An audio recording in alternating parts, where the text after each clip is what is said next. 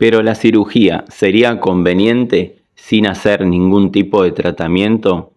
Mirá, sí, yo considero que sí, y creo que es muy importante salir de posturas extremas, ¿m? Y decirle a una persona que está en una situación, por ejemplo, de riesgo, ¿m? Que simplemente vaya y resuelva el conflicto. ¿M? Puede ser una mirada muy reduccionista, muy limitada, e incluso hasta peligrosa decirle eso a una persona. Porque evidentemente, cuando una cirugía está indicada porque puede preservar la vida de esa persona, puede aliviar una complicación, un problema grave, o puede mejorar significativamente la calidad de vida de esa persona, o brindarle más posibilidades, y necesariamente hay que contemplarla.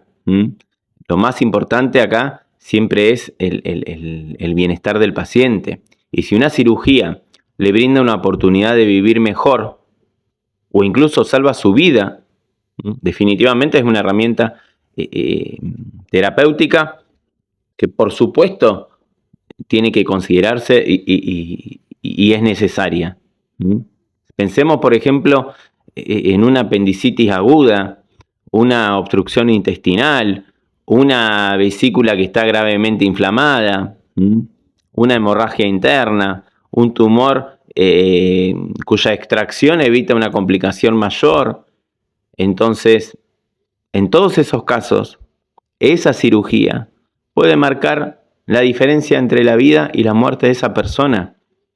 No tendría sentido oponerse a un procedimiento que puede sacar a una persona de una situación de riesgo o de peligro inminente. ¿Se entiende?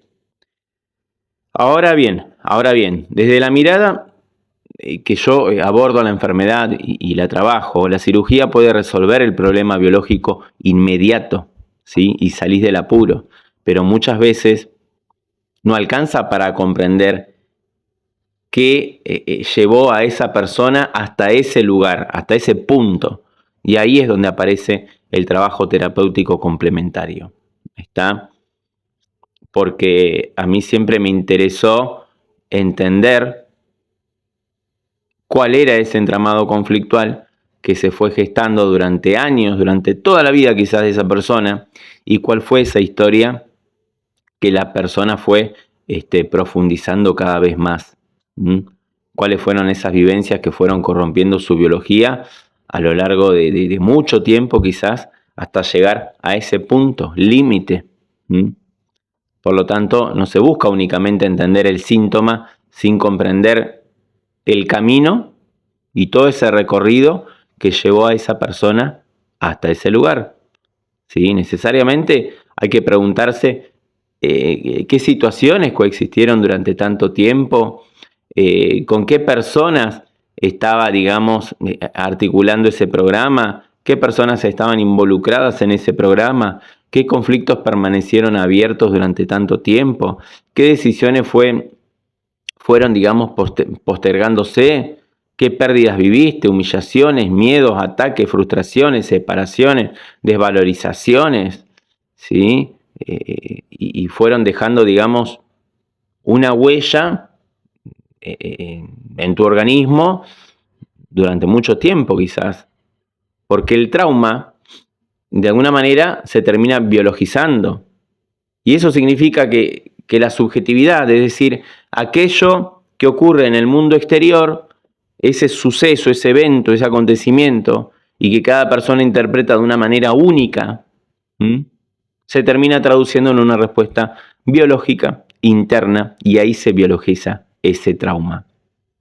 Dos personas pueden vivir exactamente el mismo acontecimiento y una sola, ¿sí?, experimentar o disparar un programa biológico. ¿Por qué? Bueno, porque evidentemente no responden al hecho objetivo de lo que sucedió, sino a la forma en que ese hecho es procesado, interpretado, experimentado. Muchas veces no es un único episodio el que desencadena todo. No. sino es una acumulación de experiencias y situaciones y traumas y eventos que se fueron articulando entre sí, ¿sí? Hasta el punto de que llega un momento en que aparece un DHS y ese conflicto biológico inesperado, dramático, vivido en soledad, bueno, termina siendo la gota que rebalsó el vaso y ahí se termina generando o disparando un programa biológico para salvaguardar a esa persona, ¿sí? Es la gota que rebalsa el vaso. Entonces, generalmente, pasan muchas cosas en la historia de esa persona, ¿no? Es que sucedió un evento y a partir de ahí, todo cambió, ¿no? Quizás es algo que se fue gestando durante muchísimos años, ¿está?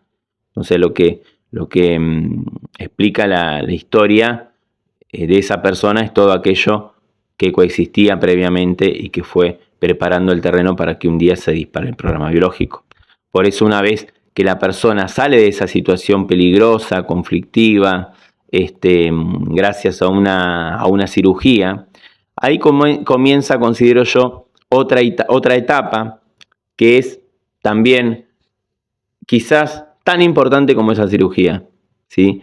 Y ¿qué contempla esa etapa? ¿Sí?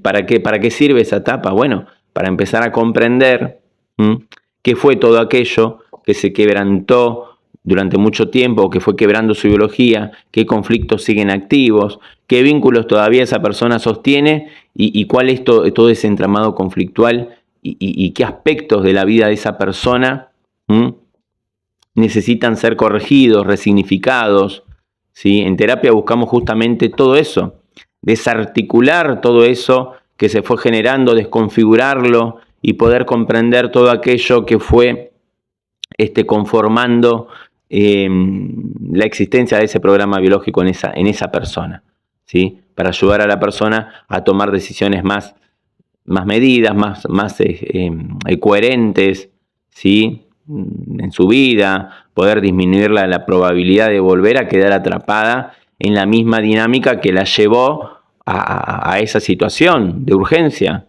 Efectivamente, una enfermedad muchas veces marca un antes y un después en la vida de la persona. La mayoría de las personas que atraviesan un proceso o una enfermedad, ¿sí? De una determinada magnitud, ya no vuelven a ser las mismas que antes. Si vos mirás para atrás, no son la misma persona que antes. Es imposible, porque la enfermedad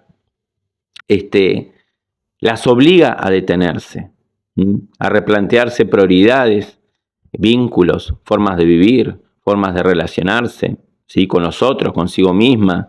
Entonces, desde esta perspectiva biológica, muchas veces la enfermedad es un freno biológico que obliga a esa persona a revisar aspectos de su vida que venían siendo ignorados, que los normalizó durante muchos años. Por eso yo no veo una contradicción entre una cirugía y un trabajo terapéutico. Al contrario, considero que puede ser complementario y por supuesto que en situaciones determinadas sí o sí se tiene que hacer.